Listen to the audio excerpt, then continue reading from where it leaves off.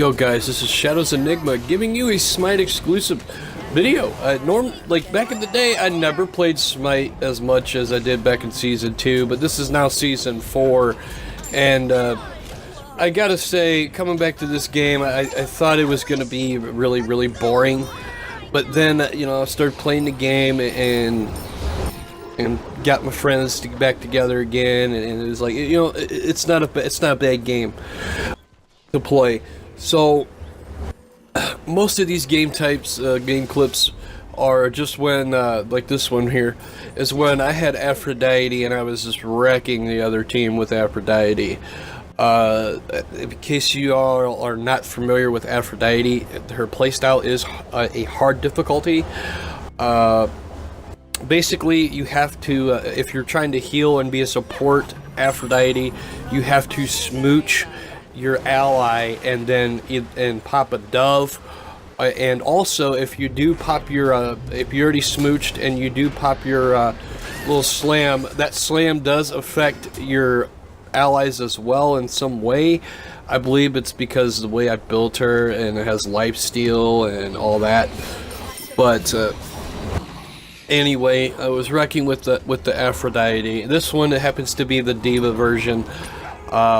Don't have her voice pack, which when I talk with like greeting or something, it just sounds weird. So I'm gonna wind up getting her her voice pack as soon as possible, just so you know it just sounds like an afro. The only thing that's most annoying about the Diva afro is the fact that she does say a lot of quotes from Britney Spears, and it's kind of annoying, but every now and then you'll get a Lady Gaga or something of that sort. But anyway, that's how you play Aphrodite. They actually wound up surrendering her. We killed the Titan. I can't remember which one it was. It looks like we killed the Titan. But anyway, that was that, and I believe it's going to catch some of the lobby stuff too. So just FYI, don't get too alarmed by it. But yes, start with boots, with Aphrodite. I've tried both ways, starting without boots and then starting with boots. It's a lot better to run with boots. Regardless of what anybody tells you. I mean, yeah, you do get a more powerful Aphrodite if you don't go with boots, but by the time that you obviously get started with your build, you know, if you're starting with boots, it's just a bad idea. Okay, this one is when I was playing as Zablanke. I believe this was like the first time I played as Zablanke, and this was during an arena match, and believe it or not, I wound up almost getting a quint kill, very close to getting a quint kill, and then one of my best friends, Keyblade, just comes out of nowhere with Calder and takes the quint kill that I needed to get the quint kill. But it was okay. I wasn't mad at him or anything or nothing like that. I was upset, you know, because I had the quint kill in the grasp, and then he just comes out of nowhere with Calder. So it was a disappointing moment, but the funny thing is, after that, I maybe got one kill after that, and then they started like totally just grouping on me, ganking me and stuff. So, but still, it was worth the incredible feat, and it was nice to experience some other hunters besides Artemis and Neith and Scotty and all that. So it was all right. It was all right.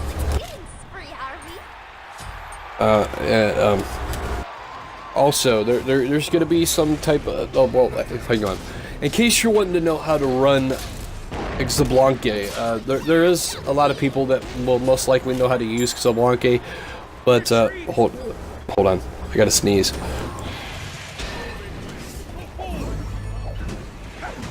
Okay, sorry about that.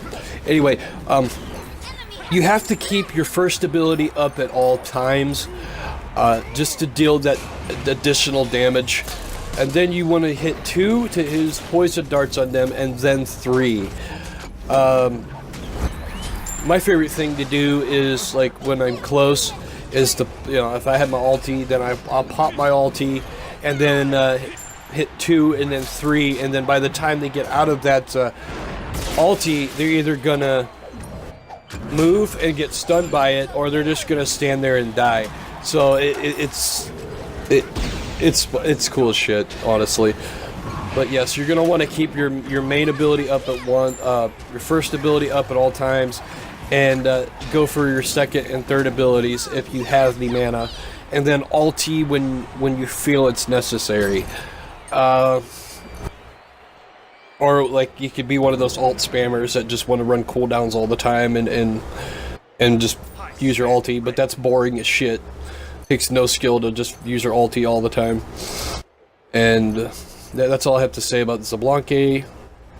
The next one you guys are going to enjoy. This is a new god, a new Smite god that was just added, I believe, a week ago or a week and a half ago or something like that.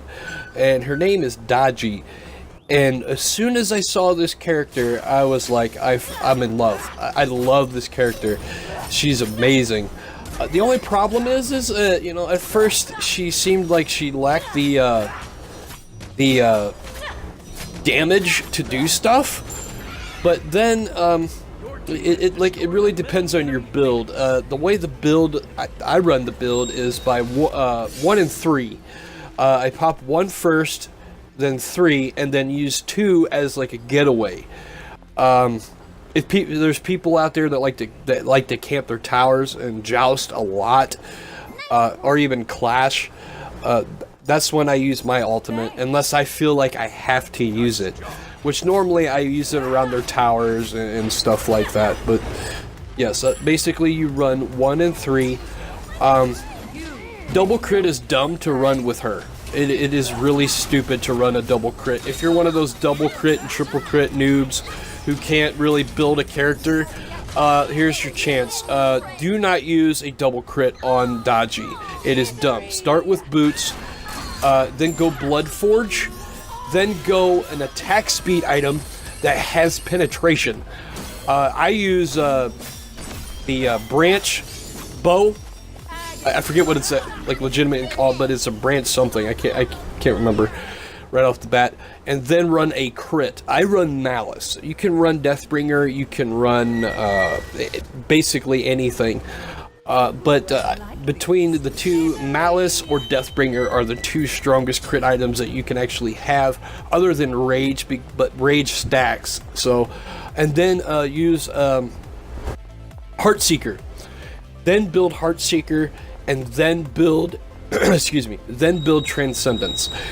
You don't really need Transcendence with this build. Boots, with boots, I use Warrior Tabi. So like the first two things that I'm building is the second part to Warrior Tabi, and then I build the Blood Forge because Ninja Tabi costs like $15.50 to start with, so you really don't have it in Joust. And so that's how you build a really decent Daji. There is a buff coming out that I've heard of in the next patch. I'm not 100% certainty. I've only heard this, so this build is a good temporary build until then.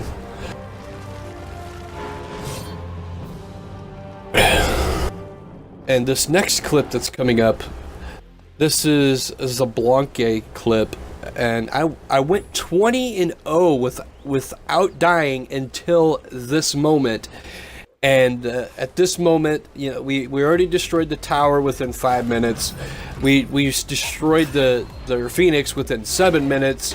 And by the time we decided to go for even try to attempt to go to Bull Demon, we didn't even need it. So I mean, it was kind of shitty there. This is where I died. Before losing my streak of 20-0, which of course I died from a stun. It's annoying sometimes, but at this case, you know, I was 20-0. I really didn't have a use to complain. And then this is where I decided, okay, that's it. You know, before I died, I was like, I want to see how far I could go before I die. And I died there, so I'm like, okay, that's it. I'm just gonna go straight for the freaking Titan. And that's exactly what I did. I wound up facing one of the enemies before going, and killing him. I believe it was Rama or somebody. I can't remember who it was exactly. You'll see here on here. But yeah, what I use for Zablanque, I start with a warrior tabi and then the first part for Bloodforge. So like I'm getting the 2-part for warrior and then the start item, which was the lifesteal part of the item for Bloodforge. Then after I get those built, then I go for the branch sniper, or branch bow. Okay, and then after that I go for Malice. Then I go for another attack speed with 30, I can't remember the name, but it's 30 attack and 30 attack and 10 penetration. 30 attack speed and 10 penetration. And then I go for my stack. And I gotta say, this build has worked fairly well with any of those characters. And there I got a little bit too excited, but you know, I couldn't resist. You gotta laugh at your opponent when you go 20-1. Well, in this case 21-1, but still, I couldn't complain. I could not complain. But that's how I build my Zablanque. You don't have to build it that way, but for me it works fairly well. I recommend that you work something together similar to that build. If you want to experiment with a little bit, go ahead. I recommend it, especially with all these gods, especially with Daji. I mean, it took a while to actually get a build for her that actually worked. Like I said earlier in the clip, she needs a buff really, really badly. Especially with her ultimate. Her ultimate only lasts maybe like 4 or 5 seconds or 3 seconds or something. It's really short. I can't remember exactly. I think it's 3 seconds. So you got to get 3 shots out or more within 3 seconds, and it's like you literally have to spam the shoot button just to actually try and hit the target. Which for an assassin, don't get me wrong, that with a stun like that, similar to Ares' is kind of OP. But again, assassins are squishy, where Ares is a guardian and he doesn't really need that type of ability, being that he's a guardian and he's basically a tank at that, the way people play as him. But anyway, here's Nemesis, and the only reason why I even started playing Nemesis, to be honest, was because I had the limited skin, which was the modern mercenary skin, and the funny thing of it is you gotta try not to be a pervert with Nemesis, because like the way she walks is just but that's just how it is. Anyway, the way I run with Nemesis in this game, it actually worked, but the last game that we played, the game before this one, I'm trying to say, is that we wound up facing it wasn't a Chak, but it was a Zhao Kuai or Zhao Ki or whatever, and a Cobra Carne, and we were losing really bad. But the way I run with this build is I believe I run Ninja Tabi with this one. So Ninja Tabi, Bloodforge, branch bow, and you can see some of my items there that I have for a custom build. Transcendence, and then a crit, and then I don't think I got to the last part, but it was going to be an attack speed item. So that's my build.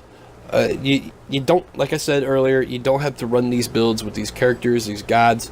But I'm telling you, once you build something similar to that and you see it working, the game is really a lot of fun.